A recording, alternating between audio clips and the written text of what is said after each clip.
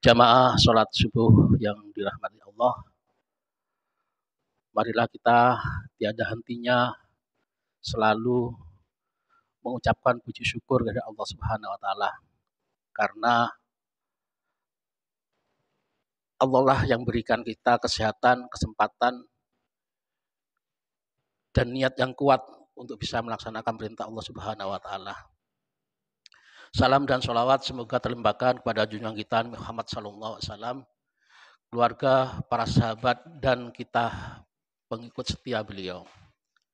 Jamaah sholat subuh yang dirahmati Allah, hari-hari ini di bulan November, Desember, Januari itu musim penghujan sudah datang.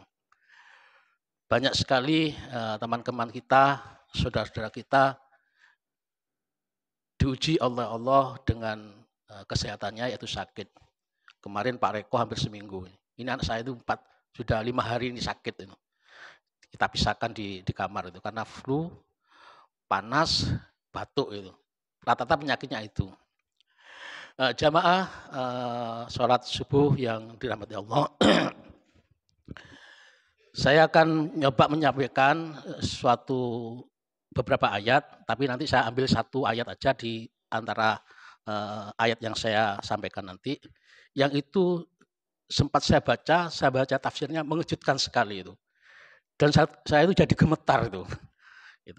Yaitu di surat An-Nisa ayat 116 sampai 119.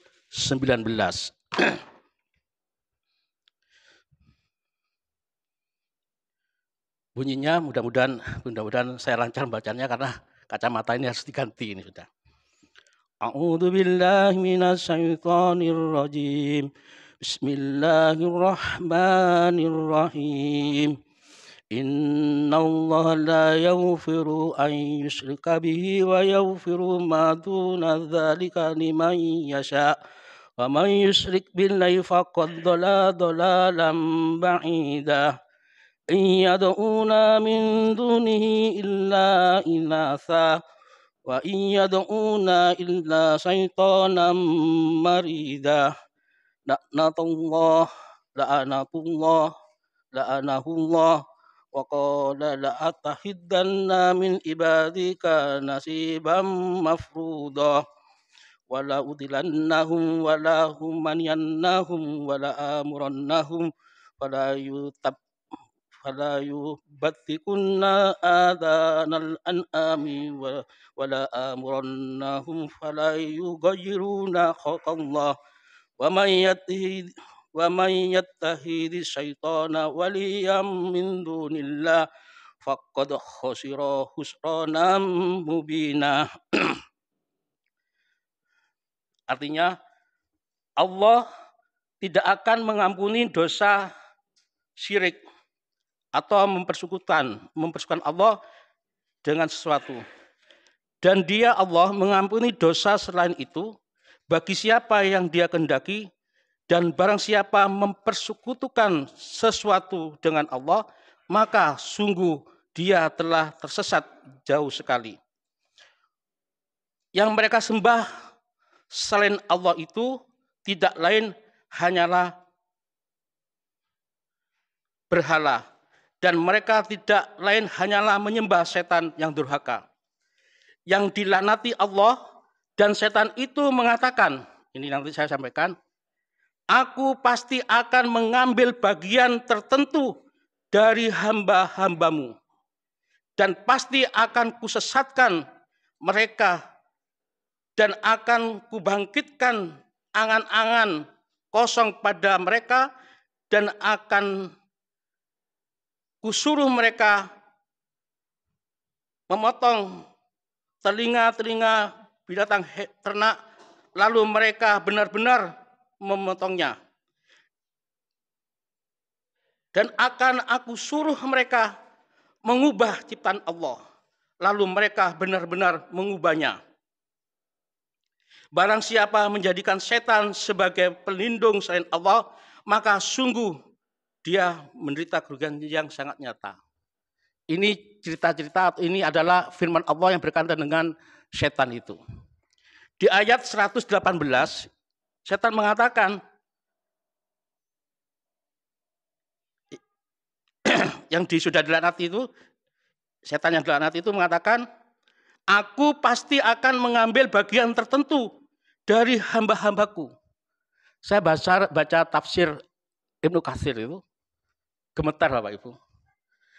Karena di situ dijelaskan, Qatadah yaitu salah satu yang diambil dasarnya oleh Ibnu Katsir, dia pengumpul hadis dan itu panjang sekali dasar-dasar hukumnya mengenai tafsir ini, bahwa nanti di antara 1.000 orang ada 999 orang yang masuk neraka, bayangkan.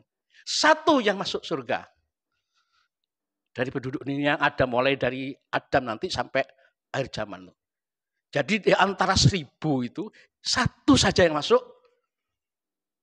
surga. Sama dengan cerita tentang 3 orang hakim, yang 2 masuk neraka, yang 1 hakim baru masuk surga. Karena setan pinter sekali itu, ya. Pinter sekali untuk mengotak-ngatik, memasuki diri kita.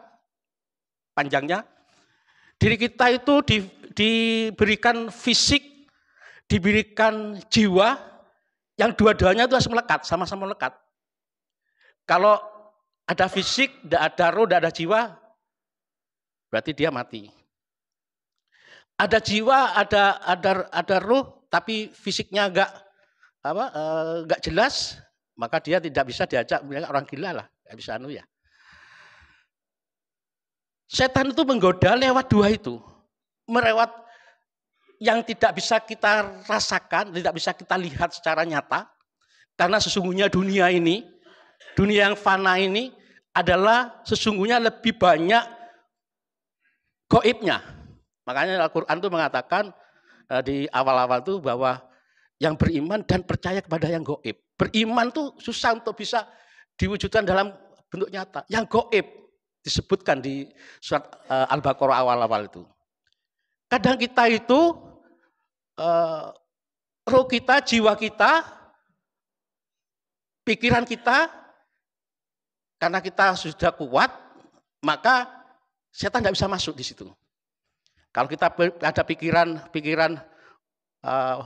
kita sesuatu yang akan menyimpang kepada Allah, perintah Allah, kita berpikir secara logika. Tapi kadang-kadang tanpa terasa masuk pada fisik kita, pada posisi diri kita yang fisik. Contohnya misalkan kita diberi sesuatu fisik yang bisa dilihat, harta misalkan. Harta kita kadang-kadang pada suatu saat ada rasa keinginan, apa cukup sih saya ini dengan harta yang sekian itu.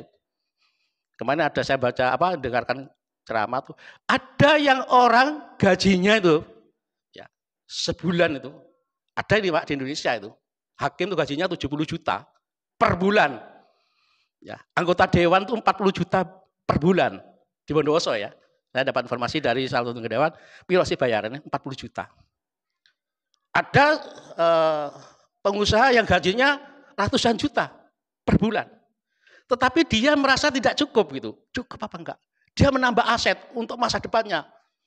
Masa depannya, saya kemarin sempat lihat ke suatu tempat, yang saya lihat mulai dari sekitar hampir 200 meter atau hampir 400 meter itu tanahnya dia. Ke belakang. Dengan macam-macam usaha. Kuliner, SPBU, Alfamart, kemudian tempat kuliner juga. Yang menurut pikiran kita gak tahu habis 7 turunan. Tapi kemarin saya dengar ada orang yang seperti banyaknya tapi habis dalam waktu 1 tahun setelah dia meninggal. Ini nanti untuk anak saya dibagi, ini bagian saya. Dari fisik, dari itu. Kadang-kadang kita melihat fisik kita dari Allah, setan itu memasuki dalam fisik kita dalam bentuk lahir kita. Kita lihat Bapak Ibu, kita semua mungkin pengagum Facebook ya. Banyak orang-orang yang tampil di Facebook itu menampilkan dirinya, posisinya dia, glowingnya dia gitu. Nah, ya, itu menguji pada diri kita, pada fisik yang diberikan Allah pada kita. Jadi apapun posisi fisik dan materi yang kita punya, kita harus hati-hati. Mudah-mudahan jangan sampai masuk dalam 999 orang yang dicari sama setan itu. Yang kedua dalam pikiran kita ada pikiran, ada roh, ada jiwa kita, ada nafsu kita. Kadang-kadang kita sudah mencoba gitu ya, mencoba untuk tenang, untuk bisa dzikir, terus untuk doa, untuk melakukan sunah-sunah. Pada suatu saat ada pikiran dalam kita. Kalau kita tahajud misalnya, duh malam ini sing tahajud sopo ya. Lah sudah begitu. Kita melakukan sesuatu, kita ngaji. Duh, kok kalau sing ngaji ya masjid iki ya. Nah itu. Jadi ada sesuatu yang menyebabkan sisi-sisi tertentu yang dimasuki oleh setan gitu. Kadang kita berkumpul pada suatu komunitas itu. Enak awal-awalnya membicarakan tentang satu kegiatan yang positif. Tiba-tiba muncul di antara komunitas itu muncul suatu pertanyaan, Pak, tapi di sana itu ada orang yang gini-gini. Nah, mulai sudah. Awalnya dia komunitas menjelaskan tentang kebaikan untuk sesuatu yang bermanfaat, tiba-tiba muncul dari satu komunitas itu satu orang saja. Ada misalkan 20 orang berbincang tentang suatu kebaikan untuk umat. Kemudian ada satu nyeletuk itu. Tapi maaf Pak, di sana ada orang yang begini-gini. Oh ya, mulai sudah perbincangan yang sifatnya kebaikan untuk umat muncul. Iya itu memang gini, itu karena begini, tambah itu karena ini, tambah panjang gitu. Ya. Bagaimana cara kita mengatasi itu? Maka ada cara, kalau kita sudah ada komunitas, membicarakan hal kebaikan, kemudian ada orang yang meletuk, kemudian kalau tidak bisa diingatkan, ya sudah, tinggalkan. Insya Allah itu, karena apa? Setan itu kalau terus, 1, 2, kena terus itu. Pertama 10, 20, si A kena 1 setan, ngomong. Si B kena 2. Kalau sudah itu, tinggalkan dah komunitas itu. Tinggalkan arena itu. Itu yang akan menyelamatkan kita dari godaan setan. Oleh sebab itu Bapak Ibu jamaah, marilah kita ini karena semakin jauh kita dari Rasulullah ya, jauh dari Rasulullah, itu semakin mendekati akhirat tuh fitnah zaman, godaan itu bermacam-macam dan itu tidak kelihatan godaannya itu, tidak ada seperti hal yang biasa itu di masyarakat itu. Ya saya sebutkan kemarin fashion itu. Kalau ada acara-acara fashion itu tempatnya tentu ada tempat acaranya ditonton bayar tuh. Mau masuk ke dunia fashion tuh mau lihat orang yang peragawan itu jalan bayar. Saya ingat dulu ada tulisan tuh bayaran tuh nggak mudah, nggak murah, bisa 1 juta itu dengan itu. Dan itu orang sekarang enggak. Di tengah jalan ada komunitas fashion buka plek gitu. Jalan dengan jalan, ditonton orang banyak, gratis sekali. Dan pakaiannya mini-mini sekali. Dan itu biasa. Bahkan kalau dulu namanya waria itu, bencong itu, saya ingat saya masuk di Surabaya itu, tahun 81 itu tempatnya khusus Pak. Tempatnya khusus bencong-bencong itu. Kalau di Jember itu, di stasiun itu, di jalan stasiun kan sepi itu, Jam Bromo itu nama. Terus becong-becong ada kawi-kawi gitu ya. Kalau di Surabaya itu di Peneleh itu saya pernah di Peneleh sekitar setengah tahun di sana. Itu kalau lewat situ bencong. Tapi sekarang Pak, di alun-alun ya, yang banyak komunitasnya itu sudah ada bencong. Bahkan kemarin saya lihat di WA ya, yang mau muktamar ke Solo ada nge-share tentang makanan babi ya. Saya bayangkan ada tuh di PWM tuh grup itu, ada 60 yang di-share, 60 warung dan kafe yang langsung menunjukkan panggang babi, bakso babi. Diumumkan, saya mikir, kok berani mereka ya? Padahal Solo kalau kita lihat, orang Islamnya banyak, lebih banyak dari orang Islamnya daripada orang Kristennya. Tapi dia berani berpromosi. Yakin saya, pada suatu saat orang yang tadi yang disebut dalam Al-Quran, kok ini nyoba, ya apa sih rasanya babi? Bagi orang Islam yang gak kuat, pasti nyoba, ya apa sih rasanya? Begitu dia, enak, lagi dia, Kemudian cerita dia ke temannya, ya aku pernah makan sana. Lah temannya sama mudanya dimasukin dari setan tadi. Yuk nyoba. Akhirnya menjadi suatu kebiasaan sehingga di Solo masakan-masakan itu, warung-warung itu, kafe-kafe itu berani terus terang menyebutkan nama babi. Kalau dulu makanan hanya tulisi ya ada kandungan ini ya. Sekarang enggak, tempat itu. Saya ngeri kemarin tuh. Aduh, ini mau ke kamar nih. Mudah-mudahan enggak kesasar ke sana ya gitu.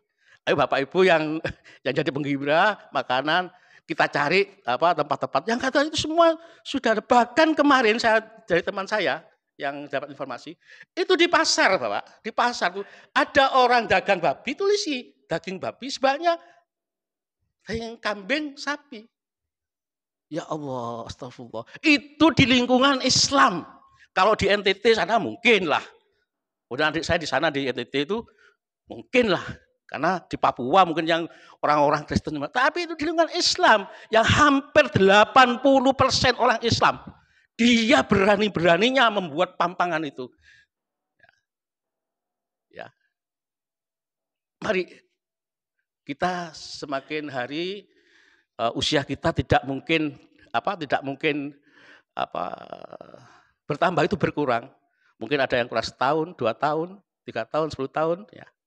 Mari kita isi sisa-sisa umur kita itu untuk selalu mengingat-ingat ayat Allah. Ya. Saya memang khusus menyampaikan tentang godaan setan ini karena mulai tadi bangun itu sudah ada godaan setan, Pak. Saya baca di suatu kajian itu, kita mau sholat malam itu, kadang-kadang pingin ngentut ya, pingin ke belakang gitu. Sudah rokat 1, 2, nomor kita pingin itu. Itu katanya kajian itu, itulah salah satu godaan setan. Itu. Bahkan bangun tidur itu mau kita merasa satu, setan sudah goda. Mau tidur, tidurlah. Tiba-tiba buka WA biasa, kalau tidur buka WA, FB. Nah, sudah mulai setan menggoda. Panjang terus ngechat teman gitu. Maunya tidur, nanti saya tidur jam 9. Nanti bisa bangun jam 3 atau setengah 3 waktu Pak Baktiar sholat. Adzan awal. Tetapi karena terbawa terus ada grup, yang grupnya maksikan misalkan ya, teman-teman lama gitu, FB yang cerita ini. Tidur jam 12. Bangun Allahu Akbar. Adzan awal. Enggak taunya as-sholatu khairum minan naum. Aduh, subuh sudah. Jadi mari kita senantiasa saling mengingatkan. Kita semakin hari bukan semakin muda tapi semakin tua. Mari kita mengingatkan apa yang ada di diri kita. Jangan sampai kita termasuk yang 999 orang yang diambil oleh setan untuk dimasukkan ke neraka. Dan itu di dalam Al-Quran disebutkan. Aku akan mengambil bagian yang sudah ditentukan. Diambil itu. Saya kira itu mudah-mudahan apa yang saya sampaikan bermanfaat. Mudah-mudahan keluarga kita yang sakit, kemudian yang berhalangan, yang masih diuji dengan berbagai ujian, mudah-mudahan Allah memberikan kemudahan, kelancaran, dan mudah-mudahan bisa kembali normal sehingga bisa berkumpul berjamaah, melakukan kegiatan yang baik di dalam kehidupan bermasyarakat. Terima kasih, mohon maaf. Wassalamualaikum warahmatullahi wabarakatuh.